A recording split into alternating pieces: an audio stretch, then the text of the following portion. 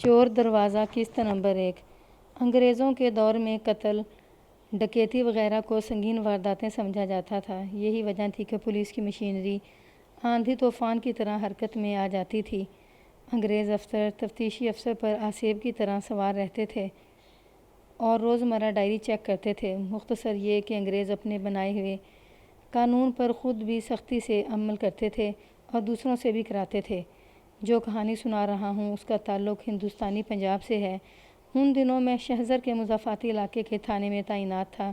میرے تھانے کے زیر اثر خاصا وسیع علاقہ تھا۔ یہاں ہندو، سکھ اور مسلمانوں کی ملی جلی آبادی تھی۔ ان علاقوں میں چھوٹے موٹے جرائم ہوتے ہی رہتے تھے، لیکن ڈکیتی یا قتل جیسی سنگین واردات پچھلے 1.5 سال سے نہیں ہوئی تھی۔ اس لحاظ سے یہ پرسکون تھانہ تھا۔ پھر قتل کی واردات آ گئی۔ نزدیکی گاؤں سے 3 دیہاتی تھانے میں یہ اطلاع لے کر آئے کہ ان کے گاؤں کے قریب کھیتوں میں ایک آدمی کی لاش پڑی ہے۔ تفصیل پوچھنے پر انہوں نے بتایا کہ مرنے والے کی شناخت ہو گئی ہے اور وہ اسی گاؤں کا رہنے والا ہے۔ اس کا نام جوہر علی بتایا گیا، یعنی مرنے والا مسلمان تھا۔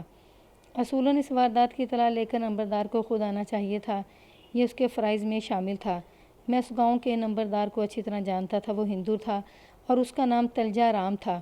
بہت نیک نام اور فرض شناس انسان تھا۔ اس میں تعصب نام کو بھی نہیں تھا۔ سب مذاہب کے لوگوں سے برابری کا سلوک کرتا تھا۔ میں نے ان لوگوں سے پوچھا کہ تلجا رام خود کیوں نہیں آیا۔ اس کے جواب میں انہوں نے بتایا کہ نمبردار کو بخار چڑھا ہوا ہے اور وہ لاش کی حفاظت کے لیے وہیں موجود ہے۔ بہرحال میں ضروری تیاری کر کے اور 2 کانسٹیبلوں اور 1 ہیڈ کانسٹیبل کو ساتھ لے کر چل پڑا۔ وہاں لاش کے ارد گرد دیہاتیوں کا ہجوم اکٹھا ہو گیا تھا۔ تلجا رام مجھے دیکھتے ہی بڑی تیزی سے آگے آیا اور دونوں ہاتھ جوڑ کر ماتھے تک لے جا کر پرنام کیا۔ میں اس سے تفصیلات پوچھنے لگا۔ اچانک ایک طرف سے ایک عورت کے بلند آواز سے رونے اور بین کرنے کی آوازیں آنے لگیں۔ میں نے اس طرف دیکھا۔ ایک پختہ عمر کی عورت اپنے سینے پر 2 ہتھڑ مار رہی تھی اور لاش کی طرف جانے کے لیے زور لگا رہی تھی۔ ایک 20-22 سال کا نوجوان اسے سنبھالنے کی کوشش کر رہا تھا۔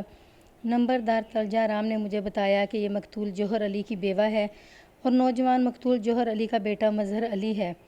نمبردار تلجا رام نے بتایا کہ اس کے بیٹے کے علاوہ جوہر علی کی 2 بیٹیاں ہیں جو دوسرے علاقوں میں بیاہی ہوئی ہیں۔ ان کو بھی اطلاع بھجوا دی گئی ہے۔ لاش گندم کے کھیت کے 5-6 گز اندر کی طرف پڑی ہوئی تھی۔ اس کے ساتھ ایک مینڈ تھی۔ اس مینڈ کی دوسری طرف ایک چھوٹا سا نالا بنا ہوا تھا جو کھیتوں تک پانی پہنچاتا تھا۔ اس وقت نالے میں پانی نہیں تھا۔ فروری کے آخری دن تھے اور گندم کے پودے خاصے اونچے ہو چکے تھے۔ میں نے کھیت کے اندر جا کر دیکھا۔ لاش اوندھے منہ پڑی تھی۔ جہاں لاش پڑی تھی اس کے ارد گرد کی فصل ٹوٹی اور مسلی ہوئی تھی۔ صاف پتہ لگ رہا تھا کہ مقتول نے خاصی مزاحمت کی ہوگی، لیکن قاتل یا قاتلوں نے آخر اسے بے بس کر لیا۔ لاش کے ارد گرد خون بہہ بہہ کر جم گیا تھا اور اس پر مکھیاں بھن بھنا رہی تھیں۔ ارد گرد گندم کے پودوں پر بھی خون کے چھینٹے پڑ کر جمے ہوئے تھے۔ جسمانی ساخت اور قد و قامت سے اندازہ ہو رہا تھا کہ مقتول خاصا صحت مند تھا۔ اس کی کن پٹیوں پر موجود سفید بالوں سے ظاہر ہوتا تھا کہ 40-45 کے لگ بھگ عمر ہوگی۔ پشت پر کوئی زخم نہیں تھا۔ میں نے 2 کانسٹیبلوں کی مدد سے لاش کو سیدھا کر کے دیکھا۔ اچھا خاصا خوبصورت آدمی تھا۔ مہنگے کپڑے کی بنی ہوئی شلوار قمیض پہنے ہوئے تھا۔ پیروں میں چمڑے کے مکیشن تھے جو دیہات میں کم لوگ پہنتے تھے۔ اس کے پیٹ پر زخموں کے نشان صاف نظر آ رہے تھے۔ میں نے پیٹ پر سے قمیض ہٹا کر دیکھا۔ چاقو یا خنجر کے 4-5 زخم تھے۔ ایک زخم تقریباً 4-5 انچ لمبا تھا۔ سب گہرے زخم تھے۔ لاش کے بائیں ہاتھ میں سونے کی انگوٹھی تھی جس میں فیروزہ جڑا ہوا تھا۔ اس کے علاوہ اس کے گلے میں ایک تعویذ تھا جو چاندی کے خول میں تھا۔ میں نے جیب کی تلاشی لی تو کچھ اور روپے اور سکے نکلے۔ یہ سب چیزیں میں نے اپنے قبضے میں لے لیں، پر بڑی باریک بینی سے جائے واردات کا جائزہ بھی لیا، مگر کوئی ایسی چیز نہ ملی جو تفتیش میں مدد کر سکتی۔ ہر طرف گندم کی فصل اور گھاس پھوس کے ہونے کی وجہ سے کھرے ملنے کا سوال ہی پیدا نہیں ہوتا تھا۔ لاش کے ساتھ ملنے والی اشیاء سے ایک بات ثابت ہوگی کہ قتل کی وجہ روپیہ پیسہ ہرگز نہیں ہو سکتی اور نہ ہی یہ راہ زنی کا معاملہ ہے۔ قتل کے انداز اور زخموں کی تعداد سے دشمنی صاف ظاہر ہو رہی تھی۔ قتل عام طور پر عورت کی وجہ سے یا زمین جائیداد کے جھگڑے کی وجہ سے ہوتے ہیں۔ میں نے بڑی باریک بینی سے معائنہ کیا تھا، مگر مجھے جائے واردات پر کسی عورت کی موجودگی کے آثار نہیں ملے تھے۔ میں نے نقشہ صورتحال مرتب کیا، لاش سے ملنے والی اشیاء کا اندراج کیا اور دیگر کاغذی کارروائی کر کے نمبردار تلجا رام اور دوسرے معززین سے بطور گواہ دستخط کرا لیے۔ اس طرح میں نے لاش قانونی طور پر اپنے قبضے میں لے کر نمبردار سے کہہ کر ایک چارپائی اور چادر منگوائی۔ چارپائی آگی تو لاش کو اس پر ڈال کر چادر سے ڈھک کر پوسٹ مارٹم کے لیے بھجوا دیا۔ تلجا رام نے چارپائی اٹھانے کے لیے اپنے 4 آدمی ساتھ کر دیے تھے۔ میں نے ہیڈ کانسٹیبل کو ساتھ بھیج دیا۔ جب وہ لوگ لاش لے کر جانے لگے تو مقتول کی بیوہ اس قدر دردناک انداز میں بیان کرنے لگی کہ وہاں موجود سب لوگوں کی آنکھیں بھیگ گئیں۔ ہم پولیس والوں کو ایسے موقع پر اپنا دل پتھر کا بنانا پڑتا ہے، ورنہ ہم تفتیش نہ کر سکیں۔ بہرحال لاش چلی گئی اور میں نے نمبردار تلجا رام کے ساتھ اس کے پکے مکان کی بیٹھک میں جا بیٹھا۔ بیوی ہار گیا۔ میں نے مقتول کی بیوہ اور اس کے بیٹے سے بیان لینے سے پہلے ضروری سمجھا کہ نمبردار تلجا رام سے مقتول جوہر علی کے متعلق معلومات لے لوں۔ نمبردار اپنے علاقے کے ہر مرد عورت کے بارے میں اتنی معلومات رکھتے تھے جتنی ان کو خود اپنے بارے میں بھی معلوم نہیں ہوتی تھیں۔ نمبردار میری ضرورت جانتا تھا کہ مجھے کس قسم کی معلومات کی ضرورت ہے، اس لیے اس نے مقتول جوہر علی کے متعلق بتانا شروع کر دیا۔ جہاں ضرورت پڑی میں نے اس سے سوال بھی پوچھے۔ ان معلومات کی روشنی میں مقتول جوہر علی کی جو شخصیت میرے سامنے آئی وہ میں اپنے الفاظ میں سنا دیتا ہوں۔ جوہر علی کی گاؤں میں خاصی زمین تھی جس سے اس کو سال بھر کا اناج مل جاتا تھا۔ اس کی وجہ یہ تھی کہ وہ خود زمینوں پر کام کرنا پسند نہیں کرتا تھا۔ اس نے زمین بٹائی پر دے رکھی تھی۔ خود وہ شہر کی منڈی میں آڑت کا کام کرتا تھا۔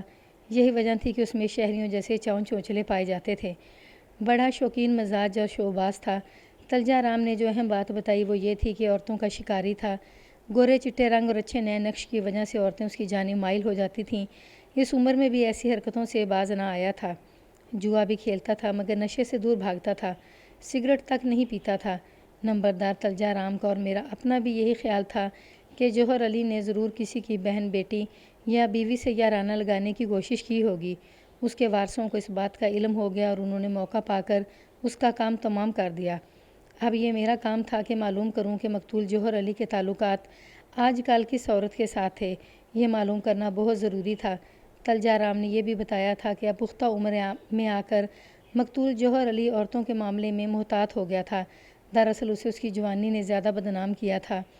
جوانی کچھ نہیں دیکھتی، کچھ نہیں سوچتی کہ جو کچھ وہ کرنے جا رہا ہے اس کا انجام کیا ہوگا۔ کیا تم کسی ایسی عورت کے متعلق بتا سکتے ہو؟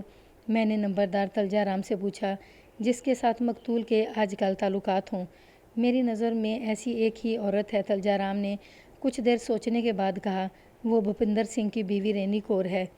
اس کے بعد نمبردار تلجا رام نے مجھے ایک لمبی بات سنا دی۔ یہ بات چونکہ خاصی دلچسپ ہے اس لیے اسے میں پوری تفصیل سے اپنے الفاظ میں سنا رہا ہوں۔ معلوم نہیں یہ بات سچ ہے یا جھوٹ۔ سنا ہے بھوپندر سنگھ شراب کے نشے میں دھت جوئے میں اپنی گھر والی کو جوہر علی کے آگے ہار گیا تھا۔ بعد میں جب بھوپندر کا نشہ اترا تو اس نے اپنی خوبصورت بیوی کو جوہر علی کے حوالے کرنے سے انکار کر دیا۔ اس بات پر جھگڑا بڑھ گیا۔ دوسرے جواریوں نے بیچ بچاؤ کرایا اور فیصلہ دیا کہ اصولاً بھوپندر سنگھ ہمارے سامنے اپنی بیوی جوہر علی کے آگے ہار چکا ہے۔ اگر جوہر علی یہ بازی ہار جاتا تو بھوپندر کی گھر والی رینی سنگھ اب جوہر علی کی ملکیت ہے۔ پھر بھی ہم جوہر علی سے درخواست کرتے ہیں کہ وہ بھوپندر سنگھ کے ساتھ رعایت کرے۔ اس کے جواب میں جوہر علی نے کہا کہ وہ بھوپندر سنگھ کے ساتھ اتنی رعایت کر سکتا ہے کہ جتنی رقم اس نے داؤ پر لگائی تھی وہ اسے دوگنی رقم دے کر اپنی بیوی چھڑا لے۔ اس پر بھوپندر سنگھ پریشان ہو گیا کہ وہ اتنی زیادہ رقم کا فوری طور پر انتظام نہیں کر سکتا۔ تب جوہر علی نے کہا کہ وہ بھوپندر سنگھ کو 1 ہفتے کی مہلت دے دیتا ہے۔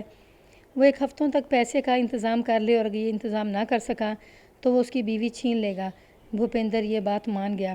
بھوپندر سنگھ معمولی مزیرہ تھا، بڑی مشکل سے گھر کا دال دلیا پورا کرتا تھا۔ اتنی بڑی رقم کا انتظام کرنا ناممکن تو نہیں، بے حد مشکل ضرور تھا۔ اس نے ادھر ادھر سے یاروں دوستوں سے ادھار پیسے مانگنے شروع کر دیے مگر اس کے یار دوست بھی مالی لحاظ سے اسی جیسے تھے۔ 4 دن گزر گئے تھے اور وہ بہت تھوڑے پیسے جمع کر سکا تھا۔ صرف 3 دن باقی رہ گئے تھے اور بھوپندر سنگھ کو صاف نظر آ رہا تھا کہ وہ مطلوبہ رقم کا انتظام نہیں کر سکے گا۔ اس کے ہاتھ پاؤں پھول گئے اور اسے اپنی بیوی ہاتھ سے نکلتی نظر آنے لگی۔ اچانک اسے خیال آیا کہ اس کی گھر والی کے پاس تھوڑا سا زیور پڑا ہوا ہے۔ اگر وہ اپنا زیور دینے پر آمادہ ہو جائے تو پھر کام بن سکتا ہے۔ رینی کور اپنے زیور کو بہت سنبھال کر رکھتی تھی۔ اسے معلوم تھا کہ اس کا خاوند جوا کھیلتا ہے اور جواری کا کوئی بھروسہ نہیں ہوتا۔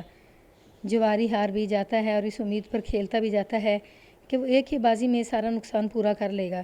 اسی امید پر وہ اپنی آخری پونجی اور پھر گھر کا سامان بھی داؤ پر لگا دیتا ہے۔ بعض بے غیرت اور بے حس جواری اپنی بیوی کو بھی تاش کے پتوں کی بھین چڑھا دیتے ہیں۔ بھوپندر کی بیوی بڑی سخت طبیعت کی عورت تھی، اس میں سکھوں والی بے باکی بھی تھی، اور وہ منہ پھٹ ہونے کے ساتھ ساتھ ہاتھ چھٹ بھی تھی۔ اکثر بھوپندر کو ننگی گالیاں بکتی تھی اور ہاتھا پائی پر بھی اتر آتی تھی۔ بھوپندر سنگھ کو اس نے اپنا زیور مانگتا اگر بھوپندر سنگھ اسے اپنا زیور مانگتا تو وہ کبھی بھی نہ دیتی۔ بھوپندر نے اپنی بیوی کا زیور چوری کرنے کا فیصلہ کر لیا۔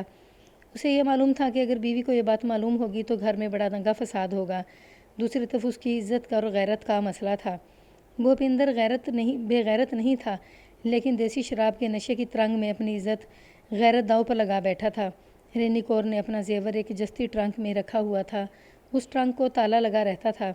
اس تالے کی چابی رینی کور نے ایک ڈوری میں پرو کر گلے میں ڈال رکھی تھی۔ آدھی رات کے وقت جب رینی گہری نیند سو رہی تھی تو بھوپندر نے بڑی استادی سے اس کے گلے سے چابی نکالی اور ٹرنک کا تالا کھول کر زیور ڈھونڈنے لگا۔ کپڑوں کے اندر نچلی تہہ میں زیور اسے مل گیا۔ بھوپندر نے اندھیرے میں ٹٹول کر یہ ساری کارروائی کی تھی۔ پھر اس نے ٹرنک کو دوبارہ تالا لگا دیا، لیکن بھوپندر کی قسمت خراب تھی، یا اسے شامت اعمال کہہ لیں گے۔ اسی وقت صحن میں دو بلیاں لڑنے لگیں اور بڑی خوفناک آواز میں غرانے لگیں۔ ان کی آواز سے رینی کور کی آنکھ کھل گئی اور پھر بھوپندر رنگے ہاتھوں پکڑا گیا۔ پھر وہی ہوا جس کا ڈر تھا۔